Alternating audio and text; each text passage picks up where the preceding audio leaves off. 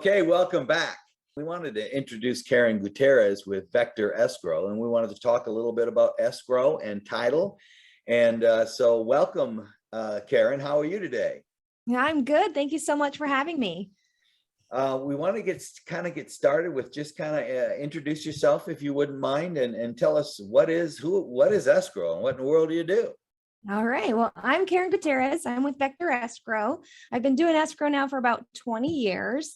And that is a number one question. What is escrow? So escrow is a neutral third party. So in a sale transaction, we're the neutral third party between a buyer, a seller, real estate agents, and the lender. On a refinance, we're the neutral third party for a borrower and a lender. Okay, and so tell me what kinds of things that you do as an escrow officer. So on a sale transaction, we start with opening the escrow, reviewing the purchase agreement, and taking the buyer's initial deposit. So as the third party, we hold that deposit in our trust account, and we don't release it until we have mutual instructions between all parties. So you know your deposit is being held safely with the escrow company instead of giving it directly to the seller. On a refinance, we're the neutral third party between just the borrower and the lender. So as escrow, we take instructions. So we take instructions on the sale transaction from the buyer and the seller, and we facilitate the escrow to make sure that those instructions are followed. On a refinance, a lender will give us instructions on things that are required to be done in order to close the refinance, and we follow those lenders' instructions. All right. And what other kind of duties do you have? I know you order payoff demands and things like that. What else do you do? So we make sure on a refinance that, so if there was any liens or judgments on title, we would be responsible for ordering those demands, ensuring that they're sent to the title company and that they're paid from the transaction. And then we also receive the funds from the lender, making sure everything's distributed properly at the close of escrow. So what we do in a refinance is a little more limited than what we do in a sale transaction. So in a sale transaction, it's a little more in depth because we're paying a lot of different vendors. So that's the biggest thing. You know, we're paying a termite company, we're paying the title company, we're paying the real estate agents, the lender, anyone that's done any work. So a home warranty company, a natural hazard company. So we're making sure everyone essentially is paid at the end of the transaction that has performed some kind of duty, essentially. Okay, so with all those tasks, you mentioned judgments on title. So that brings us to our next question. What is title? So title is basically providing insurance. So when you go to buy a home, that seller could potentially have liens or judgments against them. The title company's job is to make sure that that seller doesn't have any kind of liens that could come back after you close escrow and could affect the title to your home. So they're essentially ensuring that your home that you're purchasing is going to be free and clear of all liens and encumbrances. Another very popular question on purchase transactions is there's two title policies, an owner's title policy, and a lender's title policy. What's the difference? So the biggest thing is an owner's title policy is going to ensure that the property is free and clear of all liens and encumbrances to the owner. So that owner is going to close escrow and know that they own their home free and clear. So when you purchase a home and you're getting a loan for that home, your lender is going to require that they have their own separate policy that's going to ensure that that lender is going to take first position on title to that home. And so the same thing happens when you're refinancing a home. When you refinance, you're not getting an owner's policy. Your lender is only going to require a lender's policy of title insurance. So that's going to ensure your lender is in first position. It brings up another question I have. So when you're doing a refinance, you don't get owner's title insurance, although it is optional. You could pay for it. Why don't you need it as an owner in a refinance? Why don't you need owner's title insurance? Because when you purchased that property, you should have received an owner's policy at that time. And that's so when still you in purchase, effect.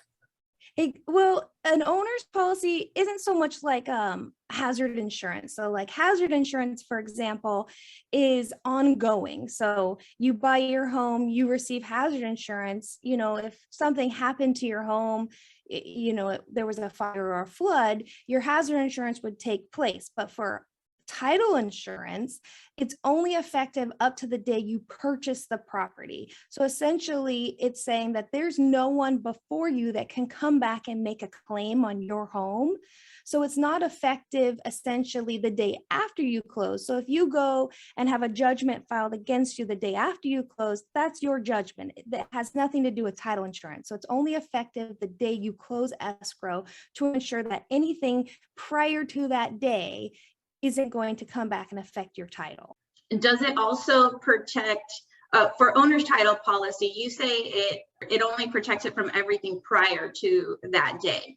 Now, Yes. What happens if liens are popped up with the previous owner, but they're after ownership? Are they still protected? Yeah, you're still protected because that owner doesn't own that property on that day. So if we were to close escrow today, and I sold you my home, and then tomorrow a creditor comes after me and files a lien against me, it's not going to affect your home because I don't own that home anymore. It's going to follow me and what other purchases I make in my future. So most judgments are against the owner, not the home.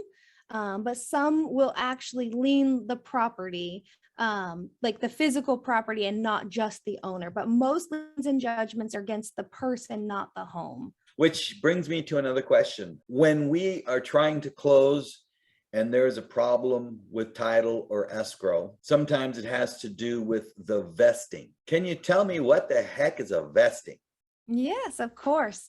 So vesting is how or the manner that you're going to take title to the property.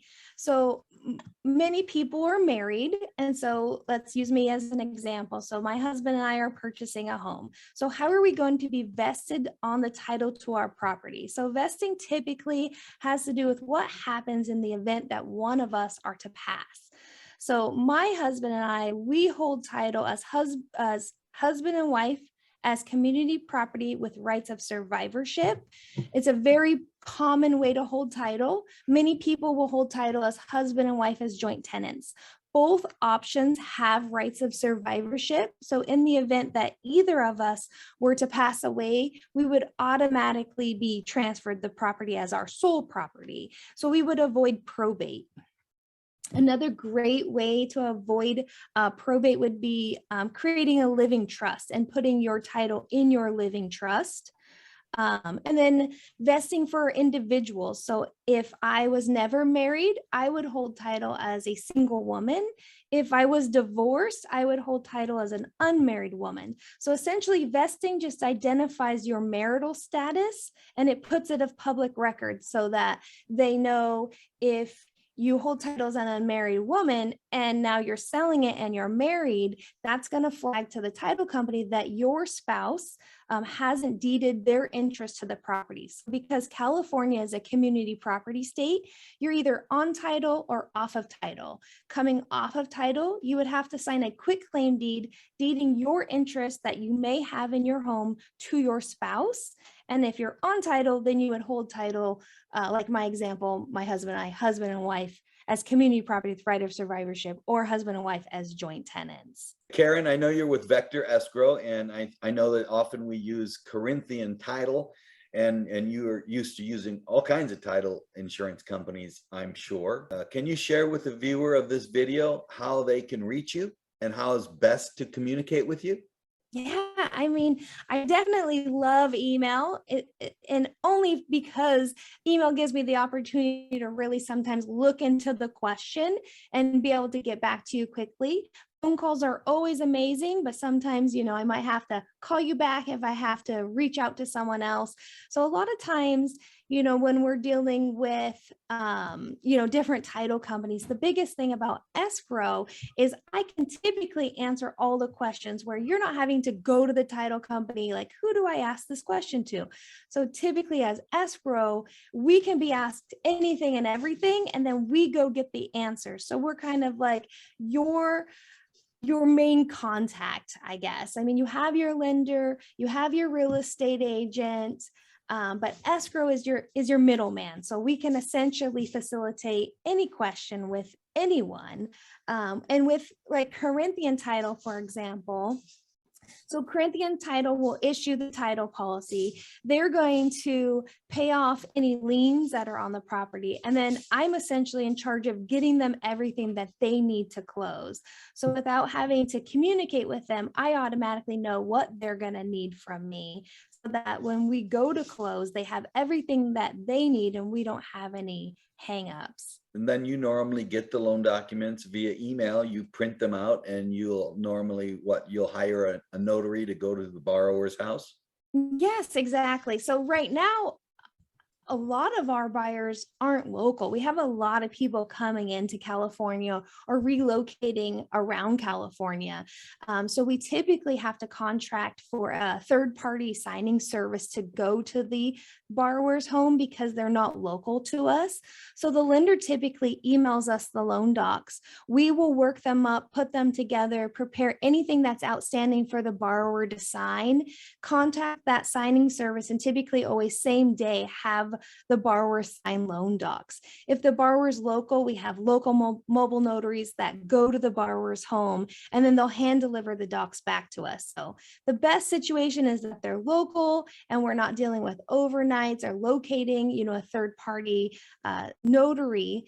But lucky for us, we have notaries throughout the United States, always ready and able to go out to a borrower. One last question for me, and then I know Roxanne's got a question. There are still crazy people moving into California? Yes, yes, there are. They love the weather. So yeah, I had a question. If for our purchase transactions, can you please explain the process for wiring your earnest money deposit and why it's so important to get in contact with their escrow personally? So such an amazing question. So what you're stemming on is wire fraud, and people use the word wire fraud, which I don't like the terminology, because you're thinking there's some kind of a fraud associated with sending a wire. And it's not really sending the wire where the fraud comes in. It's receiving fraudulent information from essentially an email hacker. So what we do here at Vector Escrow is we have our escrow system called Qualia. So within Qualia, we send a secured portal, which allows people to go into our portal and pull off our wire instructions.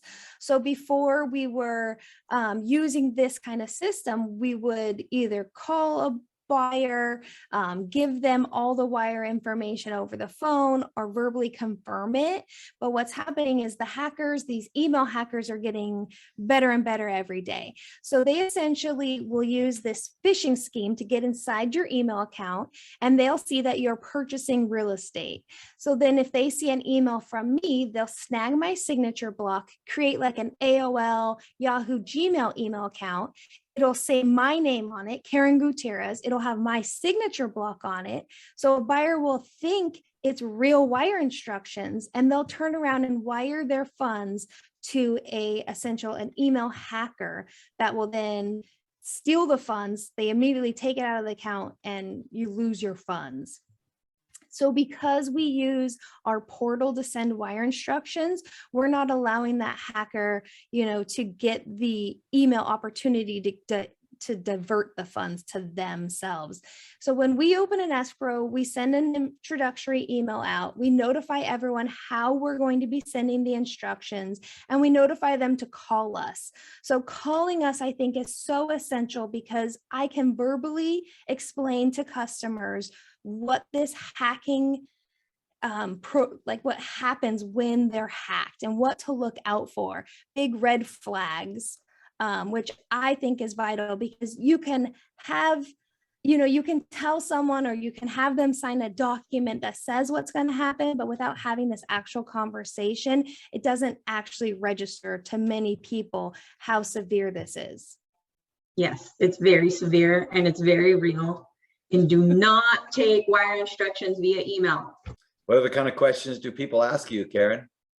So the biggest thing that people coming out of state get confused is they're coming from attorney states. So in California, we are not an attorney state, we're an escrow state. So you'll deal with title and escrow, where other states are attorney states and they have what's called a roundtable closing. So I have many people will ask me, well, when do I schedule my closing? When do we come in?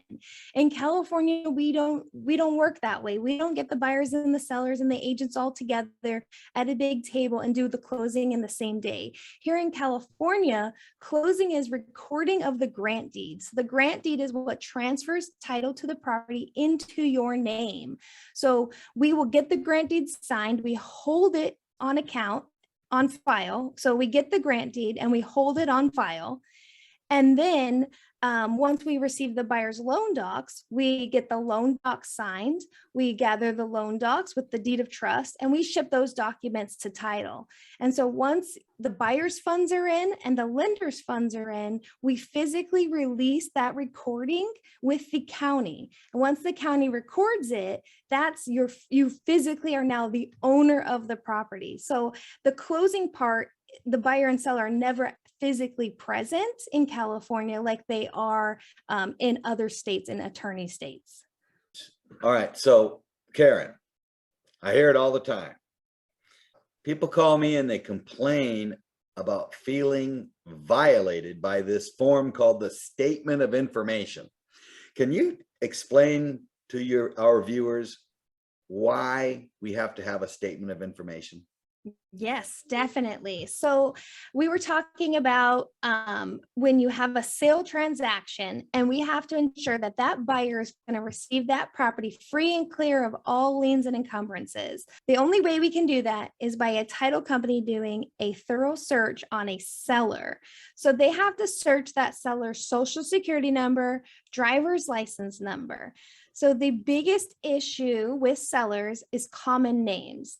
So for example, my brother-in-law, his name is William Smith.